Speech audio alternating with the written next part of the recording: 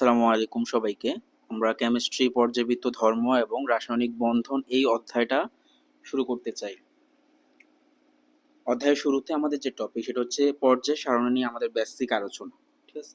তো পর্যায় সারণী এটা আমাদের প্রথমত যে জিনিসটা ছিল, মানে আমাদের যতগুলা মৌল নিয়ে হয়েছিল সেই বিষয় নিয়ে যদি আমরা আসি, সেখানে আমাদের শুরুতেই 63টা মৌল ছিল। শুরুতেই হচ্ছে 63টি মৌলকে পর্যায় সারণীতে স্থান দেওয়া হয়েছে এবং এই কাজটা করা হয়েছে 1869 সালে বিজ্ঞানী ম্যান্ডেলিভ তিনি 63টা মৌলকে আমাদের সাজানো হয়েছিল কিসের ভিত্তিতে? পারমাণবিক ভরের ভিত্তিতে। পারমাণবিক ভরের ক্রমের ভিত্তিতে তিনি আমাদের 12টা পর্যায়, কয়টা পর্যায়ে ভাগ করছে? 12টা পর্যায়ে ভাগ করছে এবং 8টা গ্রুপে ভাগ করছে। ঠিক আছে, 8টা গ্রুপে ভাগ করছে।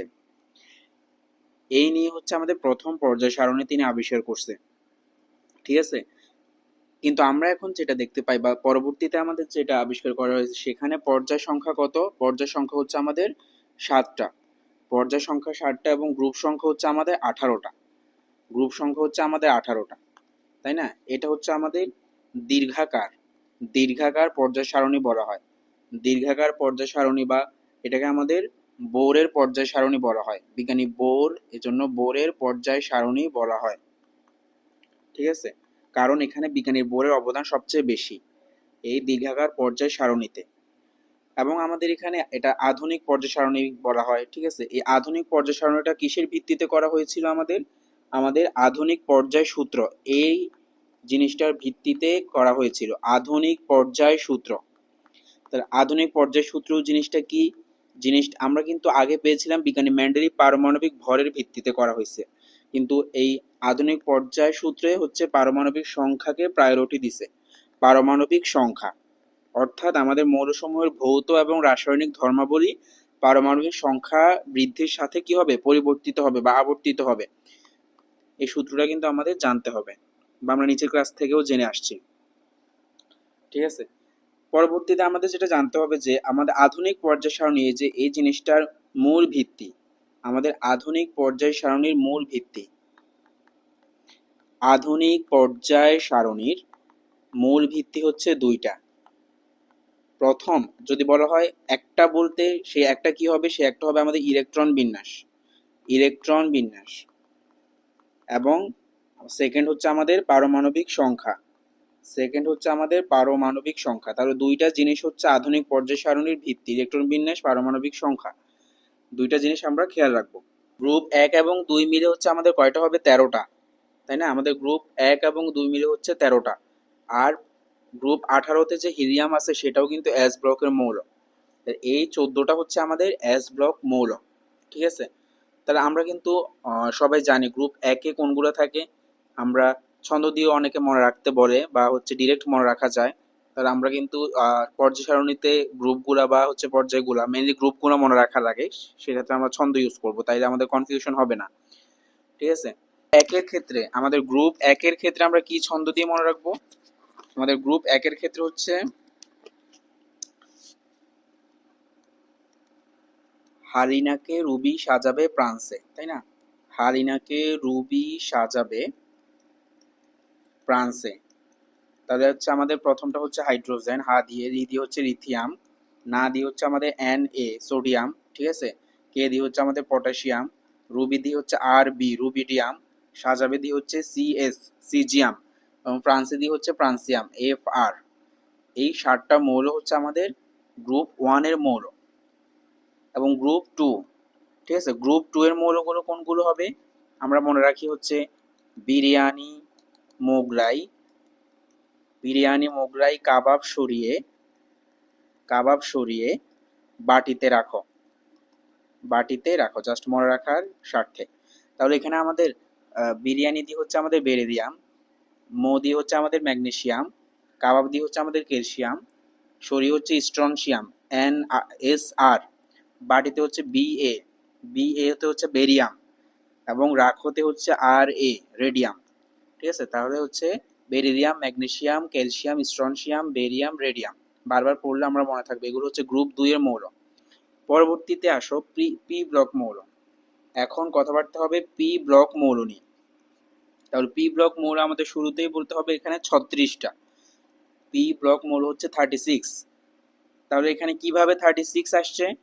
আমাদের এখানে পর্যায় সারণীতে গ্রুপ 13 থেকে 18, অর্থাৎ আমাদের গ্রুপ 13, আমাদের 14, 15, 16, 17, 18 এই গ্রুপের মৌলগুলা, তার 18তে কিন্তু হিলিয়াম বাদ যাবে, কারণ অলরেডি হিলিয়াম চলে গেছে এস ব্লকে। হিলিয়াম ছাড়া বাকিগুলো হচ্ছে 18 যেগুলো আছে সেগুলা। তাহলে 13 থেকে 18 পর্যন্ত যে মৌলগুলো আছে এই জিনিসগুলো কিন্তু আমাদের পি ব্লকের অন্তর্গত। এছাড়া নতুন কি কি আবিষ্কার হয়েছে? তাহলে এখানে ইম্পর্টেন্ট যে আমাদের এস ব্লক পি ব্লকে নতুন আবিষ্কৃত যেসব মৌল আছে সেসব মৌল আমাদের লাগবে। যেমন প্রথমে হচ্ছে আমাদের নিহনিয়াম। নিহনিয়াম এটাকে কিভাবে প্রকাশ করা হয়? NH, ঠিক আছে। এরপর হচ্ছে আমাদের প্ল্যারোভিয়াম। প্ল্যারোভিয়াম এটাকে FL দিয়ে প্রকাশ করা হয়, ঠিক আছে। আমাদের মস্কোভিয়াম, আমাদের মস্কোভিয়াম এটাকে হচ্ছে MC দিয়ে প্রকাশ করা হয়, ঠিক আছে।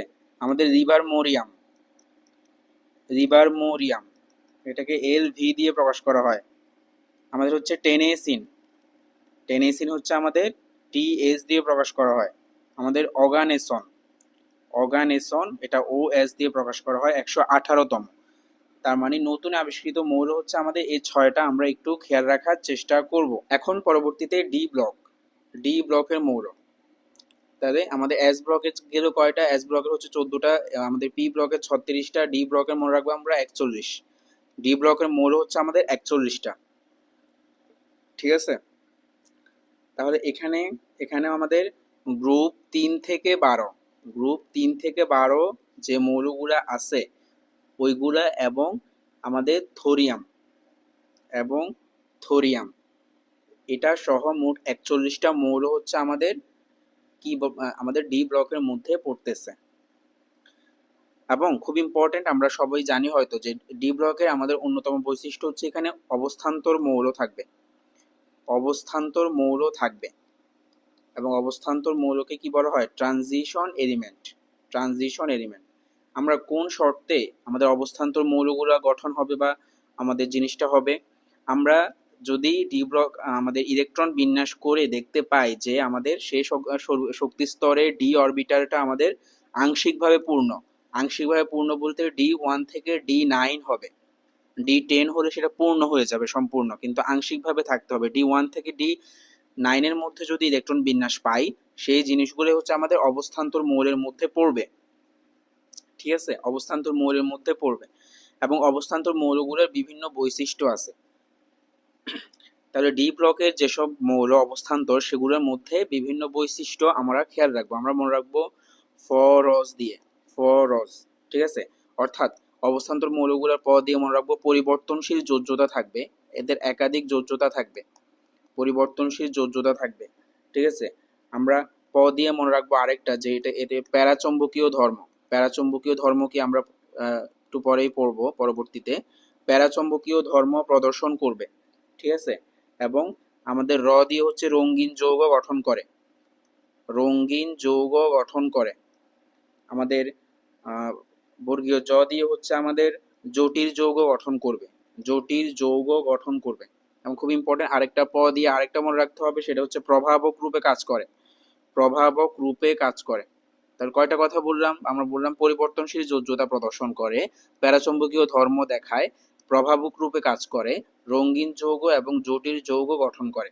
এই 5টা ধর্ম আমরা মনে রাখবো অবস্থান্তর মৌলগুলা দেখাবে। এখন আসো এফ ব্লক। এফ ব্লকের মৌল সংখ্যা, এফ ব্লকের মৌল সংখ্যা হচ্ছে আমাদের 27টা। এফ ব্লকের মৌল কয়টা মনে রাখবো আমরা? 27টা। এবং এখানে গুরুত্বপূর্ণ হচ্ছে দুইটা সিরিজে ঢুকবে, একটা হচ্ছে ল্যান্থেনাইট সিরিজ, ল্যান্থেনাইট, আরেকটা হচ্ছে অ্যাক্টিনাইট, আরেকটা হচ্ছে আমাদের অ্যাক্টিনাইট।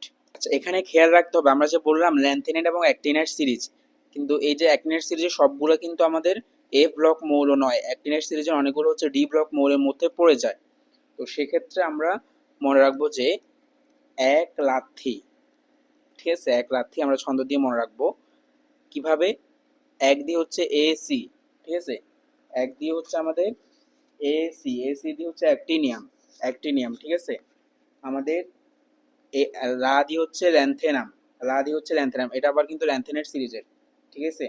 আমাদের থিদি হচ্ছে থোরিয়াম। এই তিনটা কিন্তু আমাদের ডি ব্লক মৌল। কি বললাম তাহলে এখানে? বললাম যে আমাদের ল্যান্থেনেট এবং অ্যাক্টিনেট সিরিজের সব আমাদের মৌলগুলা এফ ব্লক, কিন্তু সবগুলা নয়। কোন তিনটা বাদে? এই তিনটা বাদে। এই তিনটা কিন্তু ডি ব্লকের মধ্যে পড়ে গেছে, এক রাত্রি দিয়ে মনে রাখবো, ঠিক আছে। অ্যাক্টিনিয়াম, ল্যান্থেনাম, তারপর হচ্ছে থোরিয়াম। ডি ব্লকের যেমন অন্যতম বৈশিষ্ট্য ছিল আমাদের অবস্থান্তর মৌল, এফ ব্লকের আরেকটা বৈশিষ্ট্য হচ্ছে অন্ত অবস্থান্তর মৌল। অন্ত অবস্থান্তর মৌল,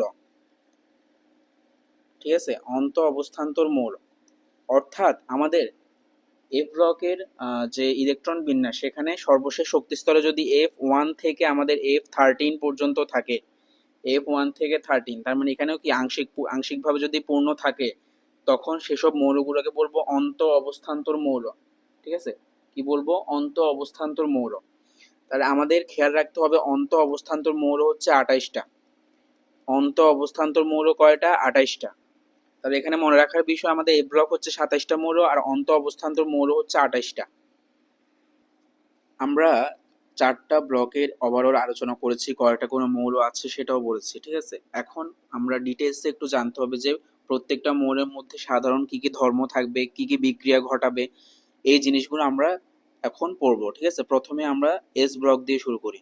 আমরা এস ব্লকের গ্রুপ 1 এবং গ্রুপ 2 এবং হিলিয়াম ছিল, এবং গ্রুপ 1 এবং 2 কে আমরা মৌলগুলো কিভাবে মনে রাখবো আমরা ছন্দ দিয়েছি, ঠিক আছে। আশা করছি সবাই মনে রাখতে পারবা। তাহলে এখন পরবর্তীতে আমরা যেটা খেয়াল রাখবো সেটা হচ্ছে এস ব্লকের আমাদের যে ধাতুগুলো আছে, এস ব্লকের ধাতুগুলোকে আমাদের দুইটা বিশেষ নামে পরিচিত। একটা হচ্ছে আমাদের ক্ষার ধাতু, ঠিক আছে, আরেকটা আমরা সবাই জানি মৃৎ ক্ষার ধাতু। মৃৎ ক্ষার ধাতু, ঠিক আছে। ক্ষার ধাতুকে বলা হয় আমাদের অ্যালকালি মেটালস, এবং মৃৎক্ষার ধাতু হচ্ছে আমাদের অ্যালকালাইন, ঠিক আছে। Alkaline metals. আরেক নামগুলো আমরা একটু মনে রাখবো। তাহলে এখানে খেয়াল রাখার বিষয়, গ্রুপ 1 হচ্ছে কিন্তু আমাদের ক্ষার ধাতু। গ্রুপ 1 এর মৌলগুলোকে ক্ষার ধাতু বলা হয়, গ্রুপ 2 এর মৌলগুলোকে আমাদের মৃৎক্ষার ধাতু বলা হয়। এই যে ক্ষার ধাতুগুলা আমাদের পানির সাথে বিক্রিয়া করবে, ঠিক আছে। তাহলে এই যে আমাদের ক্ষার ধাতু আমাদের বিক্রিয়া করে কি ঘটাবে এটা একটু জানবো। আমাদের ক্ষার ধাতুগুলা পানির সাথে বিক্রিয়া ঘটাবে, ঠিক আছে। তাহলে আমাদের ক্ষার ধাতু প্লাস যদি আমরা পানি নেই বা পানি বিক্রিয়া করাই, সেখান থেকে আমরা সবল ক্ষার উৎপন্ন হবে, অর্থাৎ ধাতব হাইড্রোক্সাইড উৎপন্ন হবে। ধাতব হাইড্রোক্সাইড উৎপন্ন হবে, এবং একই সাথে কি উৎপন্ন হবে? হাইড্রোজেন গ্যাস উৎপন্ন হবে। এটা হচ্ছে মেইন কথা, যে ক্ষার ধাতুগুলা পানির সাথে বিক্রিয়া করে আমাদের হাইড্রোক্সাইড, যেটা একটা সবল ক্ষার, এবং হাইড্রোজেন গ্যাস উৎপন্ন করতেছে, একটা গ্যাস উৎপন্ন করতেছে। তাহলে আমরা যদি দেখাই, এই যে আমাদের লিথিয়াম পানির সাথে বিক্রিয়া করে কি হবে? লিথিয়াম হাইড্রোক্সাইড LiOH এবং হাইড্রোজেন গ্যাস উৎপন্ন করবে, ঠিক আছে। একইভাবে আমাদের সোডিয়াম পানির সাথে বিক্রিয়া করে, এই যে কারণ পানিতে H+ আছে, OH- আছে, তাহলে এই যে সোডিয়াম OH- এর সাথে কি করবে? সোডিয়াম হাইড্রোক্সাইড প্রডিউস করবে, আর হাইড্রোজেন গ্যাস প্রডিউস হবে। এভাবে আমরা ক্ষার ধাতুগুলোর বিক্রিয়া দেখতে পাবো। পরবর্তীতে মৃৎক্ষার ধাতুগুলো আমাদের পানির সাথে বিক্রিয়া করবে কিভাবে এবং কি উৎপন্ন করবে? আমাদের এখানে মৃৎ থেকে হচ্ছে মৃত্তিকা বা মাটি, অর্থাৎ এই যে আমাদের মৃৎক্ষার ধাতুগুলো ম্যাক্সিমাম হচ্ছে মাটিতে পাওয়া যাবে। এবং এখানে ইম্পর্টেন্ট হচ্ছে এই মৃৎক্ষার ধাতুগুলোর মধ্যে ম্যাগনেসিয়াম এবং হচ্ছে ক্যালসিয়াম, ম্যাগনেসিয়াম এবং ক্যালসিয়ামের অক্সাইড, অর্থাৎ ম্যাগনেসিয়াম অক্সাইড, ক্যালসিয়াম অক্সাইড, এবং হচ্ছে আমাদের কার্বনেট, ম্যাগনেসিয়াম এবং ক্যালসিয়ামের কার্বনেট, এই দুইটা আমাদের লবণ। এই দুইটা লবণ কোথায় পাওয়া যাবে? মাটিতে পাওয়া যাবে। এই দুইটা লবণ কোথায় পাওয়া যায়? মাটিতে পাওয়া যায়, ঠিক আছে। আমরা এখানে বিক্রিয়াতে ছিলাম, তাহলে বিক্রিয়াতে আমাদের মৃৎক্ষার ধাতু, তাহলে মৃৎক্ষার প্লাস আমাদের পানি, মৃৎক্ষার ধাতুগুলো পানির সাথে বিক্রিয়া করে এখানেও ধাতব হাইড্রোক্সাইড তৈরি করবে,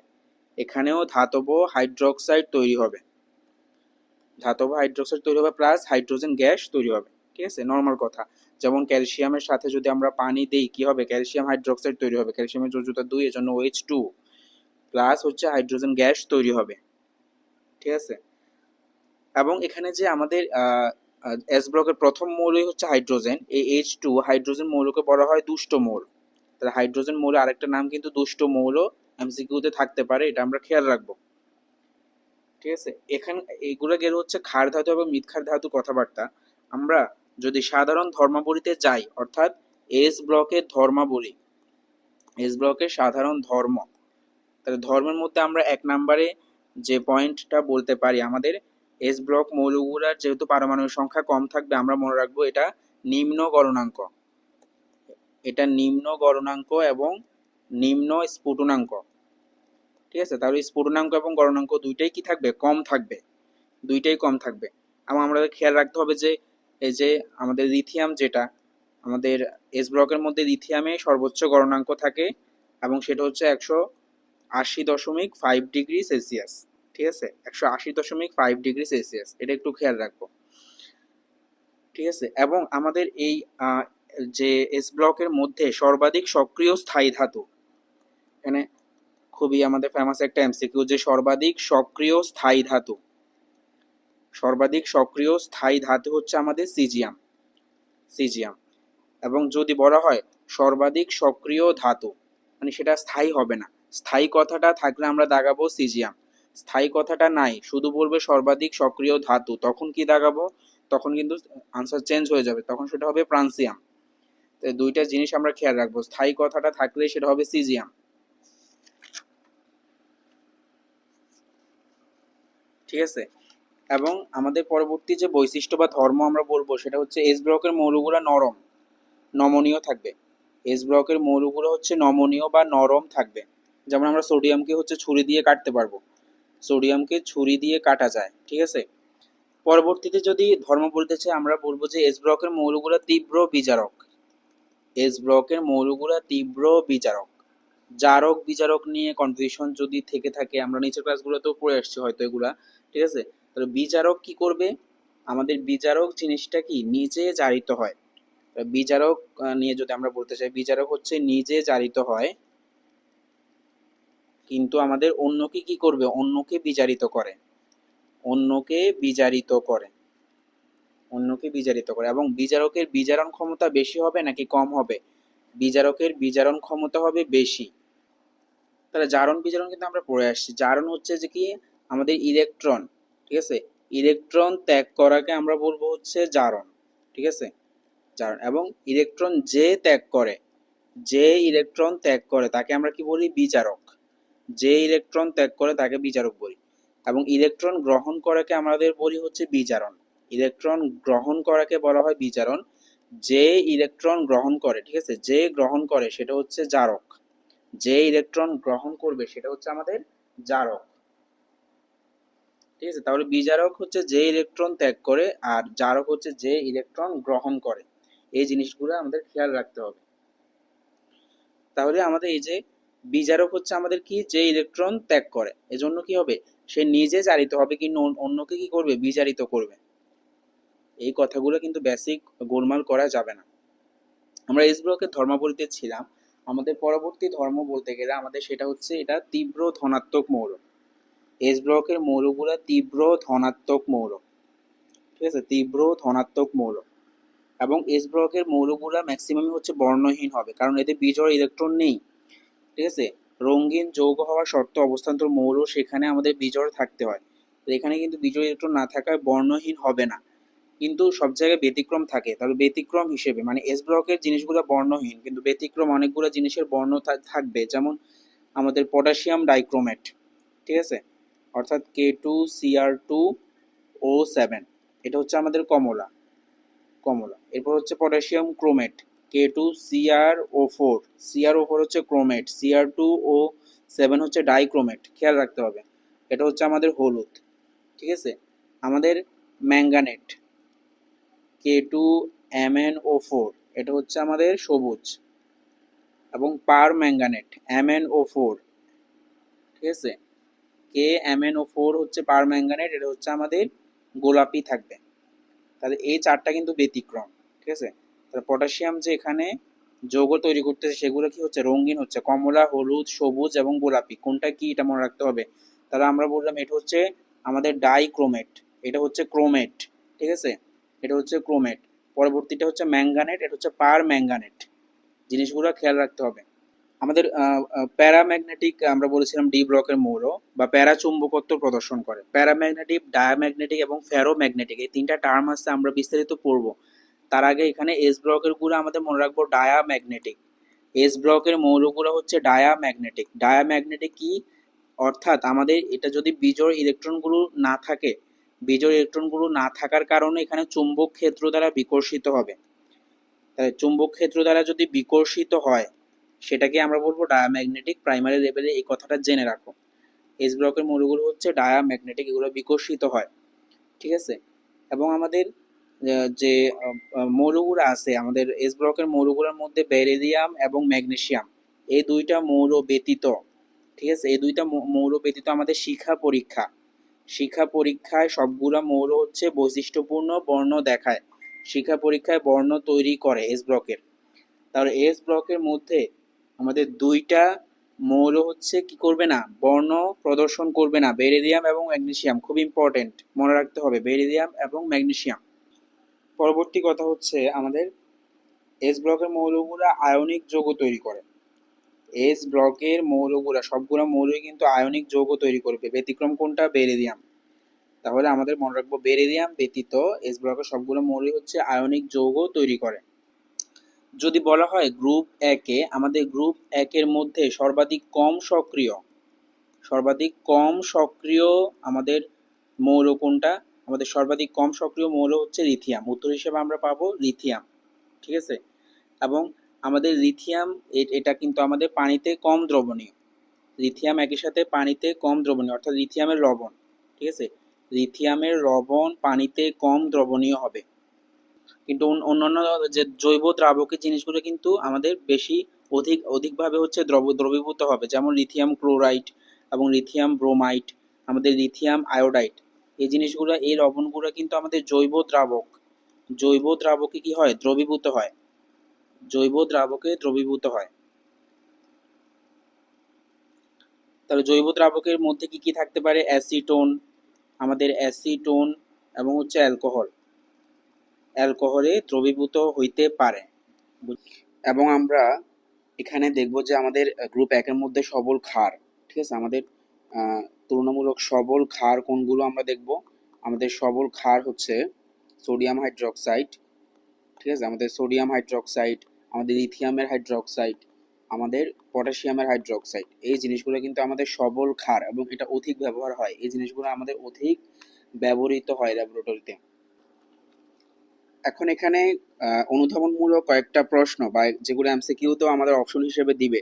আমরা বলেছিলাম শিক্ষা পরীক্ষা আমাদের গুণগত রসায়নের ডিটেইলস আছে, ঠিক আছে, আমরা এখানে ডিটেইলস পড়তেছি না, কিন্তু আমাদের মনে রাখতে হবে এই যে শিক্ষা পরীক্ষায় আমাদের দুইটা মৌল বলেছিলাম বর্ণ প্রদর্শন করবে না, একটা বেরিলিয়াম আর একটা হচ্ছে ম্যাগনেসিয়াম, ঠিক আছে, বেরিলিয়াম আর একটা হচ্ছে ম্যাগনেসিয়াম বর্ণ প্রদর্শন করবে না। কেন বর্ণ প্রদর্শন করবে না? প্রথম কথা হচ্ছে এগুলার আকার অপেক্ষাকৃত ছোট, ঠিক আছে, অর্থাৎ অন্য যেসব মৌল আছে সেসব থেকে এগুলোর আকার অপেক্ষাকৃত ছোট।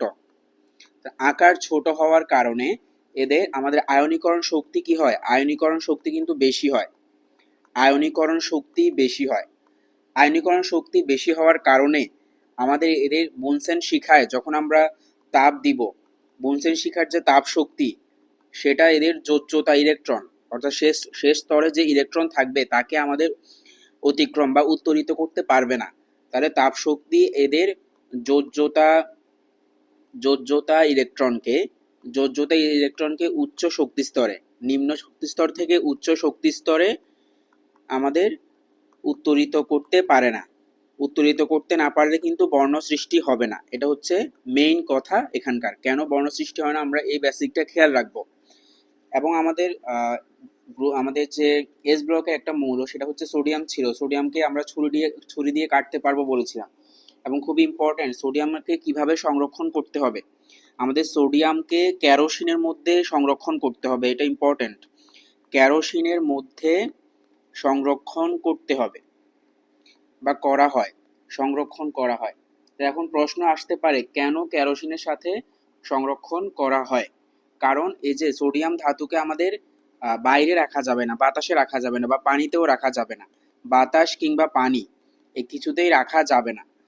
তাহলে কেন রাখা যাবে না? কারণ সোডিয়ামটা বাতাসের সাথে যখন থাকবে তখন বাতাসের অক্সিজেনের সাথে বিক্রিয়া করে আমাদের সোডিয়াম অক্সাইড তৈরি করে ফেলে।